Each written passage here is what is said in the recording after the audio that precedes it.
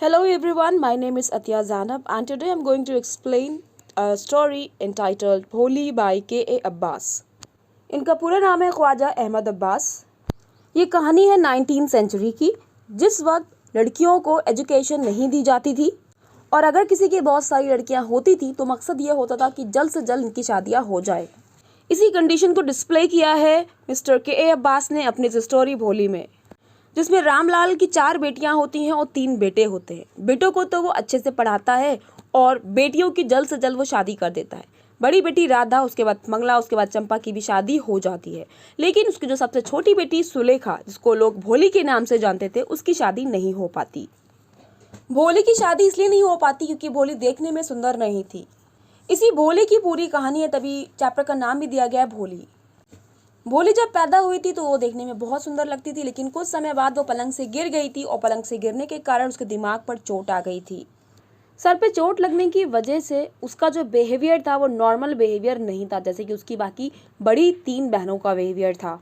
वो चीज़ों को अच्छे से समझ नहीं पाती थी कि कौन क्या कह रहा है उससे, क्योंकि उसके दिमाग पे चोट लग गई थी। और यही नहीं, बचपन में उसको स्मॉल पॉक्स हो गए थे। स्मॉल पॉक्स होने की वजह से उसके चेहरे पर दाग पड़ गए थे, जिसकी वजह से वो देखने में बदसूरत सी लगने लगी थी, अगली लगने लगी थी। इसके अलावा वो बोलने में अटकती थी, स्टैमर करती थी, ठीक से नहीं बोल पाती थी। यही सब वजह थी कि लोग उससे बात करते नहीं थे और बात करते भी थे तो उसका मजाक बनाते थे। मजाक बनाने की वजह से जब लोग उस पर हंसते थे तो वो डरा हुआ फील करती थी। तो कुल मिला के भोली एक डरी सहमी सी लड़की थी। तो मिस्टर K.A. अब्बास ने इस स्टोरी में ये बताने की कोशिश करी है कि भोली, जो कि ऐसी डरी हुई सी लड़की थी, क्या हमेशा ऐसे ही रहेगी या कभी उसके अंदर कोई कॉन्फिडेंस ला सकता है, और अगर कॉन्फिडेंस आएगा भी तो वो किस तरीके से दूसरों को बताएगी कि यस, अब वो कॉन्फिडेंट हो गई है, और क्या इसको शादी के लिए कोई हस्बैंड मिलता भी है कि नहीं, क्या इसकी शादी हो पाती है या नहीं। ये है पूरी कहानी में। लेट्स फिगर आउट कि उसकी शादी हो पाती है कि नहीं, या वो कॉन्फिडेंस ला पाती है अपने अंदर कि नहीं।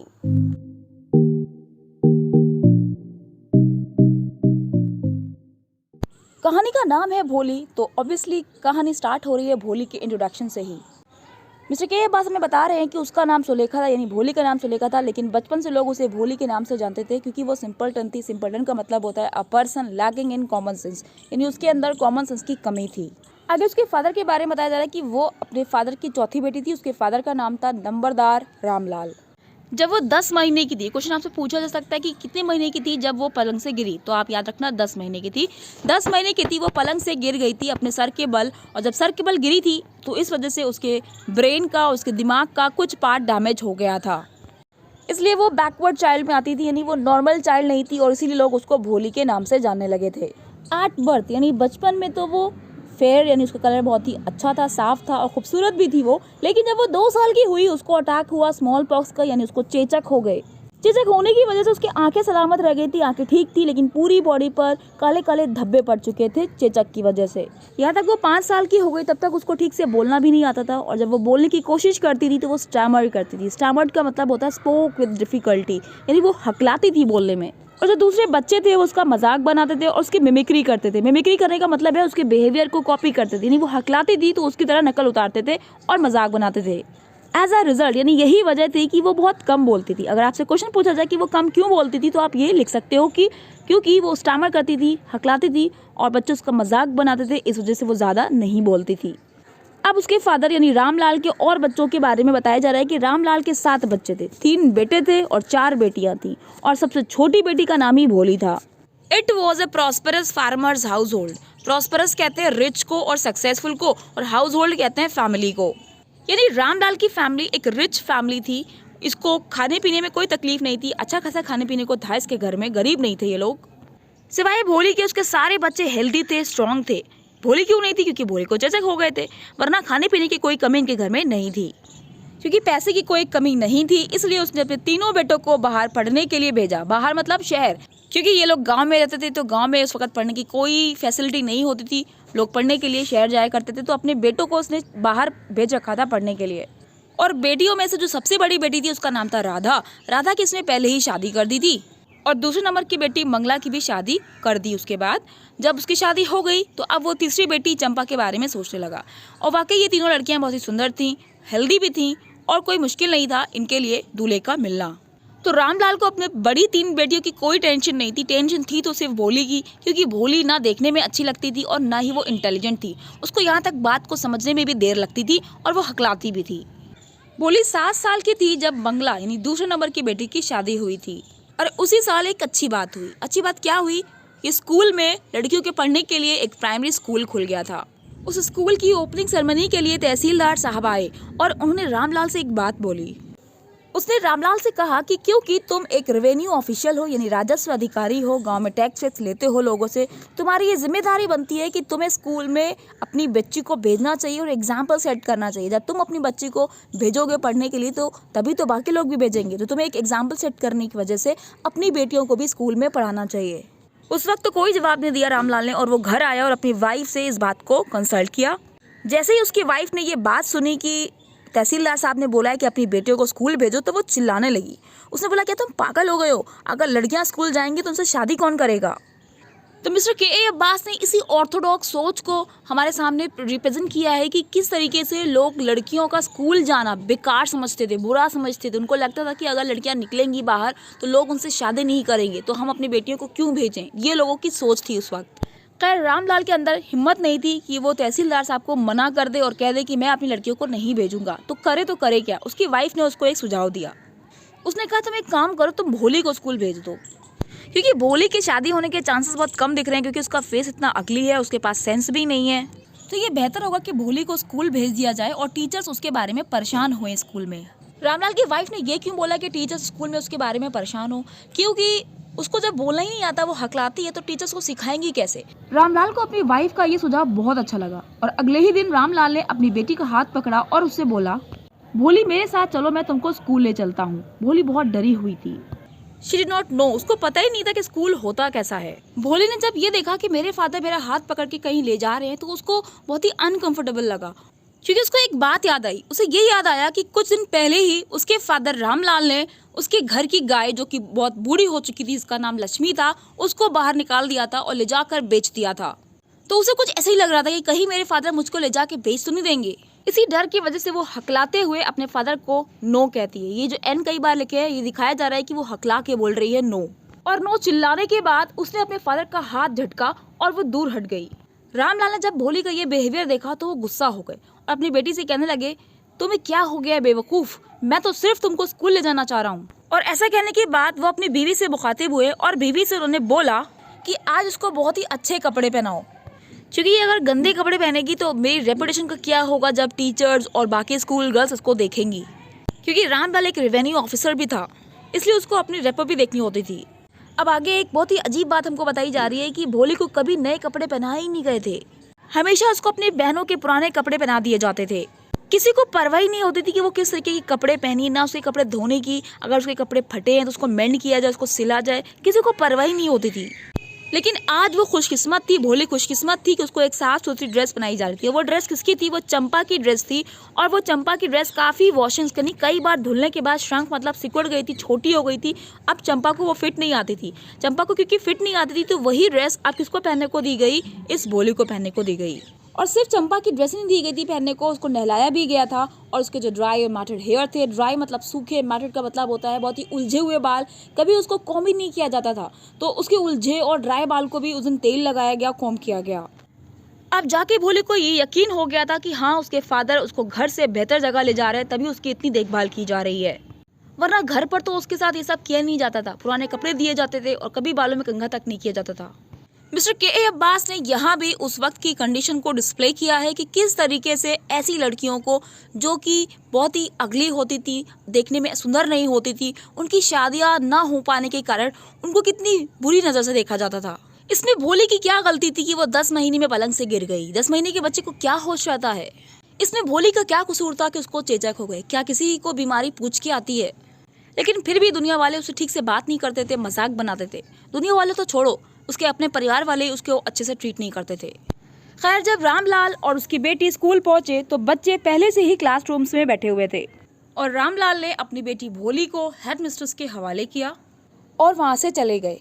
अब बेचारी भोली अकेली थी और उसकी आंखों में साफ डर नजर आ रहा था, क्योंकि वो पहली बार किसी नई जगह पे आई थी।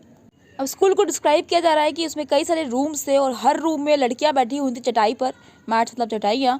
स्क्वाटेड का मतलब होता है उकड़ू बैठना, घुटने के बल बैठना। घुटने के बल बैठी हुई थी सब, क्योंकि ये एक पाठशाला टाइप एक प्राइमरी स्कूल है, तो यहाँ पे कोई बेंचेस वगैरह नहीं होती है, चटाई पे बैठते हैं बच्चे। और वो सब बच्चे बुक्स पढ़ रहे थे या फिर स्लेट्स पर लिख रहे थे। हेडमिस्ट्रेस ने भोली को भी किसी एक क्लासरूम के कॉर्नर पे बैठने को बोला। भोली को नहीं पता था कि वाकई एक स्कूल होता कैसा है और वहाँ क्या किया जाता है, लेकिन वो खुश थी ये देखकर कि उसकी एज की ही कई सारी लड़कियां वहाँ मौजूद हैं। उन लड़कियों को देखकर उसके मन में ये उम्मीद पैदा हुई कि इनमें से कोई एक मेरी फ्रेंड भी तो बन सकती है। एक बार फिर के अब्बास हमें सोचने पे मजबूर कर रहे हैं कि ये जो भोली है इसको यहाँ क्यों ज़रूरत महसूस हुई और खुशी महसूस हुई, एक उम्मीद जागी इसके अंदर कि इसकी कोई फ्रेंड बन जाए, क्योंकि घर में कोई इसे ठीक से बात तक नहीं करता था। तीन बहनें होने के बाद भी जिस लड़की को ये महसूस हो कि उसकी कोई फ्रेंड नहीं है, तो समझ सकते हैं कि कितनी बुरी चीज़ थी ये, जो बहनें उसके साथ मिसट्रीट करती थी। सो माय डियर व्यूअर्स, अगर आपके साथ खुदा न खास्ता कोई ऐसा बच्चा हो या आपका बहन या आपका भाई हो, तो कभी उसको मिसट्रीट मत करना, क्योंकि वो खुद से इस हालत में नहीं है। उसका और साथ देना, उसको एनकरेज करना। खैर, भोली ने वहाँ ये देखा कि लेडी टीचर क्लास में बच्चों को कुछ समझा रही हैं, लेकिन भोली की कुछ समझ में नहीं आ रहा था कि टीचर क्या बोल रही है। भोली ने बस इधर उधर जो पिक्चर्स बने थे दीवार पर वो देखना स्टार्ट किया। दीवार पे कुछ पिक्चर्स बने हुए थे और अलग अलग कलर्स के थे, तो उन कलर्स ने, उन रंगों ने उसको अपनी तरफ अट्रैक्ट किया। Fascinated means attracted.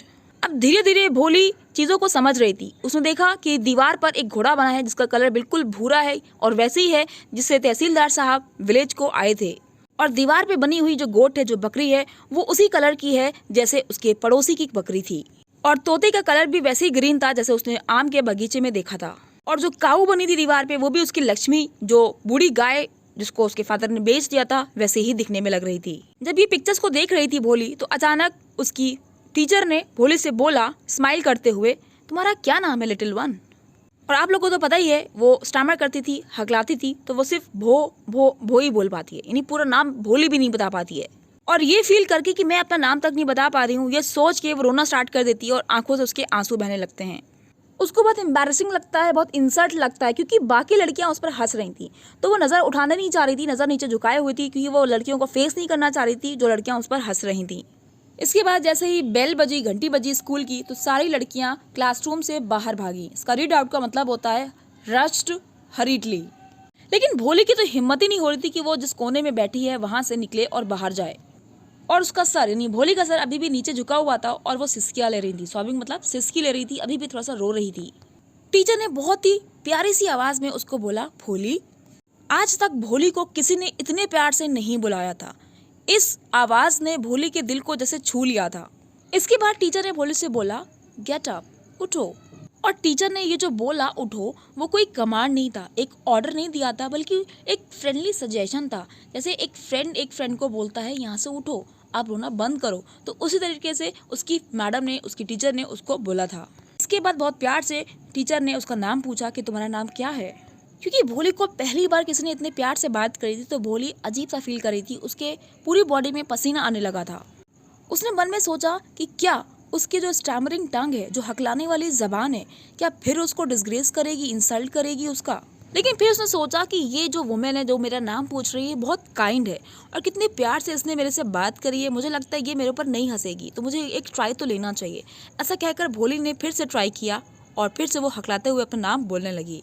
इस बार भी वो भो ही बोल पाई, भोली पूरा नहीं बोल पाई। लेकिन इस बार जब उसने भो बोला तो उसकी टीचर ने उससे बोला, come on now the full name, अब तुम अपना पूरा नाम बताओ। और इस बार उसने ट्राई किया और अब उसने अपना पूरा नाम बता दिया, भोली। और नाम बता के उसको ऐसा महसूस हुआ जैसे उसने बहुत कुछ हासिल कर लिया हो। इसके बाद उसके टीचर ने बहुत ही प्यार से उसकी पीठ को थपथपाया और बोला कि तुम अपने दिल से इस डर को निकाल दो, और जब तुम डर को निकाल दोगी तो तुम भी हर एक की तरीके से नॉर्मली बोलने लगोगी। इस पर भोली ने बड़ा अजीब सा आंसर दिया। भोली ने बोला, रियली, क्या वाकई? और इस तरीके से वो स्कूल जाती रही और कई साल बीत गए। और अब वो गांव नहीं रह गया था, बल्कि एक स्मॉल टाउन बन गया था। अच्छी खासी आबादी हो गई थी। और जो स्कूल जिसमें भोली जाया करती थी, वो प्राइमरी स्कूल नहीं रह गया था, बल्कि हाई स्कूल हो गया था। जहाँ पहले 5th तक पढ़ाया जाता था, वहाँ पे अब 10th तक पढ़ाया जाने लगा था। अब सिनेमा भी स्टार्ट हो गया था। एक टिन शेड के नीचे सिनेमा देखते थे लोग, और इसके साथ साथ एक कॉटन गिनिंग मिल भी थी, एक फैक्ट्री थी। और अब इस टाउन में रेलवे स्टेशन भी था जहाँ पर मेल ट्रेन रुकती थी। मेल ट्रेन जो मालगाड़ी होती है जो माल ले जाती है यहाँ से वहाँ तक। क्योंकि साल बीत चुके हैं तो भोली भी बड़ी हो गई है और एक दिन रामलाल और उसकी वाइफ भोली के रिश्ते की बात कर रहे हैं आपस में। रामलाल अपनी वाइफ से कहता है कि बिशंबर का रिश्ता आया है भोली के लिए, क्या इसको एक्सेप्ट करूँ कि ना करूँ। उसकी वाइफ जवाब देती है हाँ बिल्कुल एक्सेप्ट करो, भोली खुशकिस्मत होगी कि उसको इतना वेल टू डू मतलब होता है रिच, इतना अमीर दूल्हा मिल रहा है। एक बड़ी सी दुकान है, उनका अपना घर है और मैंने तो सुना है उसको कई हजार मिलते हैं बैंक में। मोर ओवर यानी इसके अलावा वो कोई दहेज की डिमांड भी नहीं कर रहा है, तो रिश्ता फौरन एक्सेप्ट कर लो। इस पर रामलाल उसको जवाब देता है कि वो सब तो ठीक है लेकिन वो बहुत यंग नहीं है, वो मेरे ही एज का है और वो थोड़ा सा लिम्प करता है। लिम्प करने का मतलब होता है लंगड़ाना, उसके पैर में लिम्प होता है यानी कि वो लंगड़ा के चलता है थोड़ा। और इसके अलावा बिशंबर की पहली पत्नी से जो बच्चे हैं वो काफी बड़े हो चुके हैं। यानी कुल मिला के जो रिश्ता आया भी है भोली का तो वो एक बूढ़े इंसान का है, उसके फादर के एज का है वो, उसके बच्चे हैं बड़े बड़े और यहाँ तक उसके पैर में लिम्प है यानी वो लंगड़ा के चलता है। जैसे ही वाइफ ने देखा कि रामलाल को थोड़ा सा डाउट हो रहा है शादी करने में तो वो समझाने बैठ गई। वो कहती है कि चाहे 45 साल का हो 50 साल का, उससे क्या फ़र्क पड़ता है, आदमी कभी बूढ़ा नहीं होता और हम खुशकिस्मत हैं कि वो जो आदमी मिल रहा है हमारी लड़की को वो दूसरे गाँव का है और उसको नहीं पता है कि हमारी बेटी के काले धब्बे हैं चेहरे पर और उसको ये भी नहीं पता है कि उसके अंदर सेंस की कमी है। अगर हम ये रिश्ता मंजूर नहीं करेंगे तो वो जिंदगी भर कुमारी रहेगी, कोई उससे शादी नहीं करेगा। इस पर रामलाल थोड़ी सी कंसर्न फिर दिखाता है और कहता है कि हाँ वो सब तो ठीक है लेकिन भोली क्या कहेगी जब उसको इस रिश्ते के बारे में पता चलेगा। इस पर रामलाल की वाइफ का जवाब था कि वो भोली जो इतनी बेवकूफ़ है, विटलेस मतलब उसके अंदर बुद्धि बिल्कुल भी नहीं है, वो क्या कहेगी, वो तो बिल्कुल डम काऊ है। डम मीन्स होता है गूंगी और काऊ मीन्स गाय, मतलब हमारी बेटी तो एकदम गूंगी गाय की तरीके से, हम जो कहेंगे वो करेगी। इस पर रामलाल मटर्ड का मतलब होता है बुदबुदाना। रामलाल बुदबुदाता है कि शायद तुम ठीक हो। जिस आंगन में ये रामलाल और उसकी वाइफ ये सब बातें कर रहे थे उसी आंगन के दूसरी ओर भोली भी एक चारपाई पर लेटी हुई थी और उसने इस विस्पर्ड कॉन्वर्सेशन को जो छुप छुप के कर रहे थे इन लोग आपस में बातें भोली के रिश्ते को लेकर वो सब सुन ली। लो भैया आ गई बारात भी। बिशंबर नाथ वाकई एक अमीर ग्रोसर था, शॉपकीपर था। वो बारात में कई सारे फ्रेंड्स को, कई सारे रिलेटिव्स को लेकर आया था। भले ही बिशंबर की एज हो और उसके कई बड़े बड़े बच्चे हों लेकिन फिर भी वो इस तरीके से बारात में आया था जैसे मान लो बहुत ही जवान हो। बैंड बाजा बारात के साथ आया था, उसका जो घोड़ा था दूल्हे का वो बहुत सजा हुआ था। इंडियन फिल्म के गाने पर कोई ट्यून चल रही थी जो बैंड बाजे वाले बजा रहे थे। रामलाल को ये देखकर बड़ा खुशी महसूस हो रही थी कि उसकी बेटी की शादी कितनी धूमधाम से हो रही है। उसकी बाकी बेटी की शादी भी इतनी धूमधाम से नहीं हुई थी जितना भोले की हो रही थी। रामलाल बिल्कुल ओवरजॉयड हो गया था, बड़ा खुश हो गया था इस सबको देखकर। उसने कभी सपने में भी नहीं सोचा था उसकी चौथी बेटी की शादी इतनी धूमधाम से होगी। और जो भोले की बड़ी बहनें थी वो उसके इस लक से, उसकी इस किस्मत से जल रही थी कि मेरी शादी इतनी धूमधाम से नहीं हुई जितना कि इस भोले की हो रही है। शुभ मुहूर्त के आने पर पंडित ने बोला दुल्हन को लाया जाए। क्लैड मीन्स होता है कवर्ड। भोली जो कि रेड सिल्कन ब्राइडल ड्रेस में कवर्ड थी उसको सैक्रेड फायर यानी कि मंडप के पास ले जाकर बिठाया गया। बिशंबर नाथ के एक फ्रेंड ने बिशंबर से बोला कि दुल्हन को वरमाला पहनाओ। दुल्हन ने येलो मैरीगोल्ड से बनी वरमाला को ऊपर उठाया और अब आ रहा है कहानी में क्लाइमैक्स। एक औरत जो दुल्हन के पास खड़ी हुई थी उसने चाहा कि दुल्हन का जो फेस घूंघट में छुपा हुआ है उसको थोड़ा सा ऊपर किया जाए और उसने घूंघट को पीछे खिसकाया। बिशंबर ने भोली को देखा। भोली के काले धब्बों को देखने के बाद बिशंबर की जो वरमाला उसके हाथ में थी वो वहीं रह गई। वो देखता रह गया कि ये कितनी अगली सी है। इससे दुल्हन ने बड़ा अनकंफर्टेबल फील किया खुद को और फिर से अपने घूंघट को नीचे कर लिया यानी अपना चेहरे को छुपा लिया। इसके बाद बिशंबर अपने फ्रेंड से बोला तुमने इसको देखा, उसके चेहरे पर तो काले दाग हैं। बिशंबर की ये बात सुनकर बिशंबर के फ्रेंड ने उससे बोला उसमें क्या हुआ कि अगर उसके काले दाग हैं, तुम कौन सा जवान हो, तुम भी तो बूढ़े हो। इस पर बिशंबर का जवाब था मे बी शायद, लेकिन अगर मैं इसे शादी करूंगा तो उसके फादर को मुझे 5,000 रुपए देने होंगे। अब आप समझ सकते हो 5,000 रुपए की वैल्यू आज भी है। लोग 2-2 हज़ार रुपए की नौकरी करते हैं आज भी इस 21वीं सेंचुरी में, तो ये उस जमाने की बात है। तो 5,000 रुपए मांगना कितनी बड़ी बात थी उस वक्त। रामलाल को जब इस डिमांड का पता चला तो वो सीधे बिशंबर नाथ के पास गया और उसने अपनी पगड़ी को उसके पैरों पर रख दिया। और अपनी पगड़ी को किसी के पैरों में रखना इसका मतलब ये होता है कि आपने अपने सम्मान को उसके हवाले कर दिया है।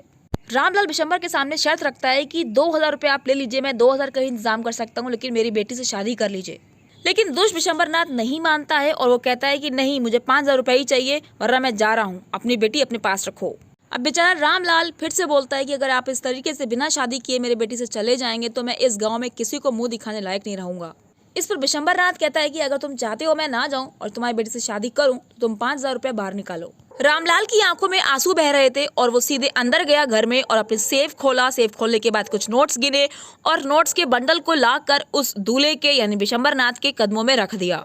बिशंबर नाथ के उस लालची चेहरे पर एक ऐसी स्माइल थी जैसे मान लो वो जीत गया हो, उसने जुआ खेला हो यानी उसने कोई सट्टेबाजी करी हो और उस सट्टेबाजी में वो जीत गया हो। उस स्माइल के साथ उसने सब में अनाउंस किया कि वरमाला मुझे दो, मैं इस लड़की से शादी करने को तैयार हूँ। एक बार फिर दुल्हन भोली के चेहरे पर जो घूंघट पड़ा हुआ था उसे हटाया गया। भोली का फेस अब सब लोग देख पा रहे थे, लेकिन इस बार उसकी आंखें डाउनकास्ट मतलब झुकी हुई नहीं थी, वो ऊपर की तरफ देख रही थी और सीधे आंखों में आंखें डाल के देख रही थी। किसकी आंखों में? अपने प्रोस्पेक्टिव मतलब फ्यूचर यानी होने वाले हस्बैंड की आंखों में देख रही थी। और भोली की आंखों में ना गुस्सा था ना नफरत थी, ओनली कोल्ड कंटेम्प्ट। कंटेम्प्ट मतलब होता है डिसरिस्पेक्ट। जब सामने वाले के लिए हमारे दिल में बिल्कुल भी इज्जत नहीं रहती, 1% हम उसको इज्जत नहीं देना चाहते हैं, तो वो भावना जो होती है उसे कहते हैं कंटेम्प्ट। तो भोली के अंदर भी 1% इज्जत नहीं थी उस शख्स के लिए जिससे उसकी शादी होने जा रही थी। बिशंबर ने वरमाला को उठाया और वो दुल्हन के गले में डाले ही जा रहा था, लेकिन इससे पहले कि वो डाल पाता भोली ने उसके हाथ से उस वरमाला को ऐसे झटक दिया जैसे मान लो बिजली हो और वो वरमाला जाकर आग में गिर गई। वो अपनी जगह से उठी और उसने अपने घूंघट को पीछे किया, घूंघट को हटाया और बोली पिताजी। उसकी आवाज में अब क्लैरिटी थी क्योंकि स्कूल जाते जाते उसका स्टैमरिंग, उसका जो हकलानापन था वो दूर हो चुका था। बिना हकलाते हुए भोली ने जो पिताजी बोला, इस पर उसके अपने फैमिली मेंबर्स और रिलेटिव्स और आस पड़ोस के लोग बहुत ही ताज्जुब से देख रहे थे कि इसका हकलानापन कैसे दूर हो गया। अब भोली ने पूरा सेंटेंस बोला और बोला पिताजी अपने पैसे वापस ले लीजिए, मैं इस शख्स से शादी नहीं करूंगी। Ramlal was thunderstruck. थंडरस्ट्रक मतलब होता है बोलती बंद हो जाना, बिल्कुल सरप्राइज हो जाना। रामलाल की जैसे बोलती ही बंद हो गई थी और जो मेहमान आए हुए थे वो आपस में फुसफुस कर रहे थे कि कितनी बदतमीज लड़की है, एक तो इतनी बदसूरत है, ऊपर से इतनी शेमलेस है, इसको शर्म नहीं है, कैसे बोल रही है ये। रामलाल भोली पे भड़का, भोली क्या तुम पागल हो गई हो? तुम हमारी इंसल्ट करना चाह रही हो? तुम्हें कोई इज्जत की परवाह है या नहीं? इस पर भोली ने बहुत ही अच्छा जवाब दिया जिससे सारे मुंह बंद हो गए। भोली ने कहा आपकी इज्जत की वजह से ही तो मैं इस बूढ़े लंगड़े इंसान से शादी करने जा रही थी, लेकिन मैं ऐसे शख्स से शादी नहीं करना चाहती हूँ जो मीन है, ग्रीडी है, कंटेम्प्टेबल, कॉवर्ड है। इन 4 वर्ड से उसने बिशंबर की जैसे धज्जियां ही उड़ा दी। वाकई वो मीन था। मीन का मतलब है ऐसे इंसान जो सिर्फ अपना फायदा सोचता हो और दूसरों से पैसा निकलवाना जानता हो। ग्रीडी मीन्स लालची था। कंटेम्प्टेबल कॉवर्ड का मतलब होता है जो सिर्फ अपनी इज्जत की परवाह करता हो और दूसरों की इज्जत की परवाह नहीं करता हो, यानी डिसरिस्पेक्टफुल इंसान। मैं कभी ऐसे शख्स से शादी नहीं करूंगी। वो 3 बार इसको रिपीट करती है, I won't I won't I won't, मैं शादी नहीं करूंगी। इससे पहले कि भोली की इस बात पे कोई जवाब देता, पास में एक बूढ़ी औरत खड़ी थी, वो बोल पड़ी। वो कहती है कि कितनी बदतमीज लड़की है ये, हमने तो सोचा था कि ये डम काऊ है, एक ना बोलने वाली गाय है जो किसी को नुकसान नहीं पहुंचा सकती। भोली अब उस ओल्ड वुमेन पे भड़कना स्टार्ट कर देती है। हाँ आंटी, यू आर राइट, आप बिल्कुल ठीक हो। आप लोग ने मुझे एक डम काऊ ही तो समझा था, एक ऐसी गाय जो गूंगी होती है, उसको जहाँ जिस खूंटी में बांध दो वहाँ वो बन जाती है। और इसीलिए तो आप मुझे इस हार्टलेस क्रिएचर बिशंबर नाथ जिसके दिल में दर्द नहीं है इसके साथ बांधना चाहते थे। लेकिन अब जो गूंगी गाय थी ना, जो स्टैमरिंग फूल, जो हकलाने वाली मूर्ख लड़की थी, वो अब बोल रही है। क्या आप और सुनना पसंद करेंगी? बिशंबर नाथ इस बड़ी सी स्पीच के बाद वापस अपनी पार्टी के साथ जाने लगता है और जो बेचारे बैंड बाजे वाले लोग आए थे वो बड़ा कंफ्यूज थे कि उनको कौन सी धुन बजानी चाहिए, तो वो एक क्लोजिंग सॉन्ग बजा देते हैं। इस पूरी सिचुएशन के बाद रामलाल के पैर तो मानो जमीन में धंस से गए हों, वो मूव भी नहीं कर रहा था। उसका सर दुख और शर्म से नीचे झुका हुआ था। मंडप में जल रही आग भी अब धीमी पड़ गई थी, हर कोई वहाँ से जा चुका था। रामलाल अपनी बेटी भोली की तरफ मुखातिब हुआ और उससे बोला, लेकिन बेटा तुम्हारा क्या, तुमसे कोई शादी नहीं करेगा, फिर हम क्या करेंगे? इस क्वेश्चन का आंसर भी सुलेखा ने बहुत ही धीमी आवाज में दिया, पिताजी परेशान मत होइए, जब आप दोनों बूढ़े हो जाएंगे तो मैं आप दोनों की सेवा करूंगी और जिस स्कूल में मैंने बहुत कुछ सीखा है वहाँ मैं टीचर बनूंगी। पास में भोली की मैम भी खड़ी थी और उसने मैम से बोला, क्या सही है ना मैम? टीचर एक कोने में खड़े होकर ये सारा जो ड्रामा हो रहा था वो सब देख रही थी और उन्होंने जवाब दिया, यस भोली, बेशक। और उस टीचर की आंखों में एक स्माइल थी, जैसे एक आर्टिस्ट को होती है उसके मास्टरपीस को कंप्लीट करने के बाद।